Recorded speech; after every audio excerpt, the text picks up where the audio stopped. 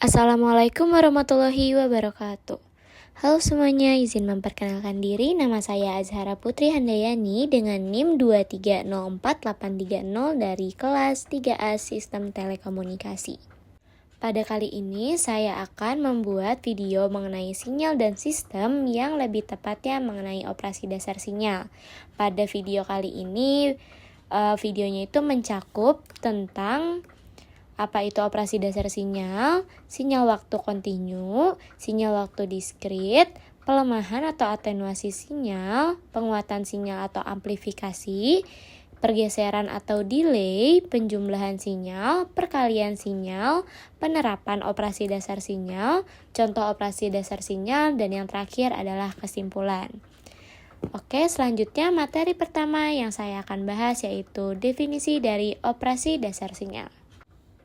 Oke, jadi operasi dasar sinyal merupakan suatu proses penting dalam bidang pemrosesan sinyal yang melibatkan berbagai teknik manipulasi sinyal untuk mengubah, menggabungkan, dan memodifikasi sinyal sesuai kebutuhan.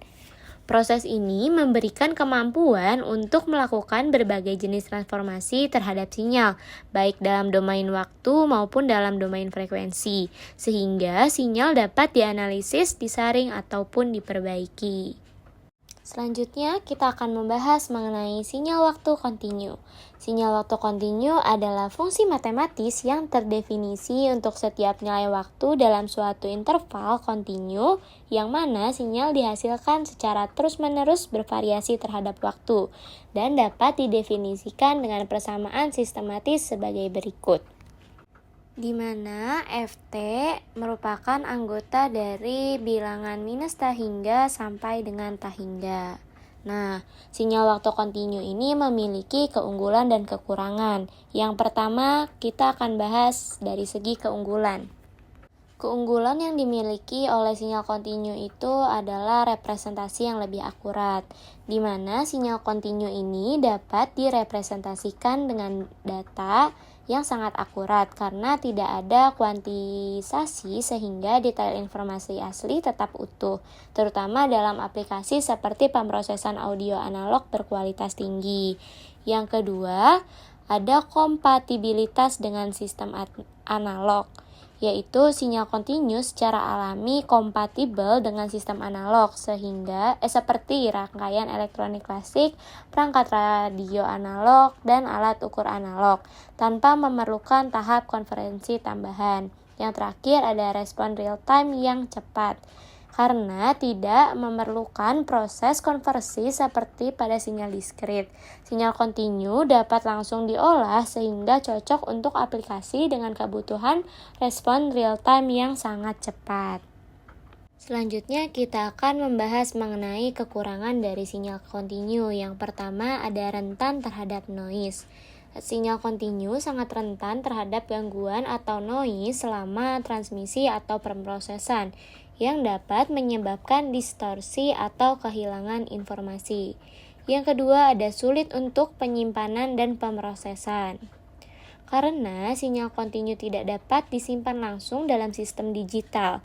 Diperlukan perangkat tambahan seperti ADC atau analog to digital converter untuk menyimpan atau memproses sinyal ini secara digital. Yang ketiga ada keterbatasan penyaringan noise, di mana pemisahan noise dari sinyal kontinu ini seringkali sulit dilakukan tanpa mempengaruhi sinyal utama, karena karakteristik noise dan sinyal seringkali tumpang tindih dalam domain frekuensi. Nah, itu dia penjelasan mengenai sinyal kontinu beserta keunggulan dan kekurangannya. Selanjutnya kita akan membahas mengenai sinyal diskrit. Sinyal waktu diskrit adalah sinyal yang bernilai hanya dalam potongan-potongan waktu diskrit. Pada sinyal ini, waktu T adalah satu bagian bilangan diskrit, sehingga sering kali ditulis Xn, di mana N merupakan bilangan integer atau bilangan bulat. Sinyal diskrit ini berasal dari hasil sampling sinyal kontinu Xt. Untuk mendapatkan sinyal waktu diskrit yang mampu mewakili sifat sinyal aslinya, proses sampling harus memenuhi syarat Nyquist, di mana Fs atau frekuensi sinyal sampling ini harus lebih besar 2 kali dari Fi atau frekuensi sinyal informasi yang akan dijadikan sampel. Tentunya, sinyal waktu diskrit ini memiliki keunggulan dan kekurangan. Yang pertama, kita akan bahas yaitu mengenai keunggulan dari sinyal waktu diskrit. Sinyal waktu diskrit ini memiliki kemudahan dalam penyimpanan dan pemrosesan, di mana sinyal diskrit dapat direpresentasikan dalam bentuk angka digital, sehingga mudah untuk disimpan dan diproses menggunakan komputer atau perangkat digital. Yang kedua yaitu kekebalan terhadap noise. Sinyal diskrit lebih tahan terhadap gangguan atau noise dibandingkan dengan sinyal analog.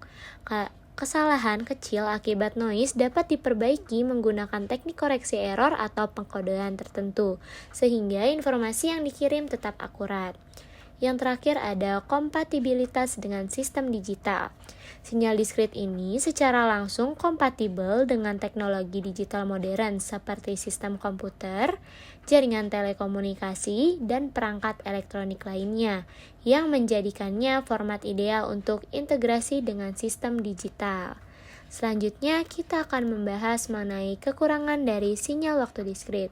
Yang pertama ada kebutuhan penyimpanan yang besar. Sinyal diskrit ini terutama yang memiliki resolusi tinggi atau kecepatan sampel tinggi membutuhkan kapasitas penyimpanan yang besar. Hal ini menjadi kendala dalam sistem dengan keterbatasan ruang penyimpanan. Yang kedua ada kebutuhan bandwidth yang tinggi. Dalam transmisi sinyal diskrit, terutama pada aplikasi video atau audio yang berkualitas tinggi, diperlukan bandwidth yang besar untuk mengakomodasi jumlah data yang lebih besar, yang bisa menjadi tantangan dalam jaringan dengan kapasitas terbatas. Setelah membahas mengenai sinyal waktu kontinu dan sinyal waktu diskrit, selanjutnya kita akan membahas mengenai pelemahan sinyal atau atenuasi. Pengertian dari pelemahan sinyal atau atenuasi ini adalah proses penurunan amplitudo atau kekuatan sinyal yang terjadi ketika sinyal melewati suatu medium transmisi atau jalur komunikasi, seperti kabel, udara, atau serat optik. Fenomena ini biasanya terjadi karena adanya hambatan di dalam medium seperti resistansi, interferensi, atau penyerapan energi oleh material yang dilewati, sehingga menyebabkan kualitas sinyal menjadi berkurang. Proses pelemahan ini dapat berdampak pada performa sistem komunikasi, terutama jika sinyal tidak dikelola dengan baik untuk mempertahankan kualitas dan integritasnya selama perjalanan melalui transmisi. Pelemahan sinyal atau atenuasi ini dapat dirumuskan sebagai YT sama dengan A dikali XT atau YN sama dengan A dikali XN, di mana YT merupakan sinyal keluaran waktu kontinu, XT merupakan sinyal masukan waktu kontinu, dan YN adalah sinyal keluaran waktu diskrit. Selanjutnya kita akan membahas mengenai penguatan sinyal atau amplifikasi. Pengertian dari penguatan sinyal adalah suatu proses yang bertujuan untuk meningkatkan amplitudo sinyal masukan sehingga sinyal tersebut menjadi lebih kuat dan dapat diteruskan atau digunakan dengan lebih efektif. Proses penguatan ini dilakukan dengan cara mengalihkan sinyal masukan dengan suatu konstanta penguat yang nilainya lebih besar dari 1, yaitu A lebih besar dari 1. Dalam konteks ini, nilai konstanta penguat tersebut berperan penting dalam menentukan sejauh mana amplitudo sinyal akan meningkat, yang pada akhirnya dapat mempengaruhi kualitas dan jangkauan sinyal yang dihasilkan. Penguatan sinyal atau amplifikasi ini dapat dirumuskan sebagai YT sama dengan A dikali XT, di mana YN sama dengan A dikali XN, dan keterangannya sinyal keluaran waktu kontinu YT sama dengan sinyal keluaran waktu kontinu, XT sama dengan sinyal masukan waktu kontinu, dan YN merupakan sinyal keluaran waktu diskrit. Selanjutnya ada pergeseran sinyal atau delay, yaitu proses memindahkan nilai atau sampel sinyal ke waktu yang lebih lambat atau lebih cepat. Pergeseran digunakan untuk pemrosesan sinyal, mengatur fase sinyal, dan sebagainya.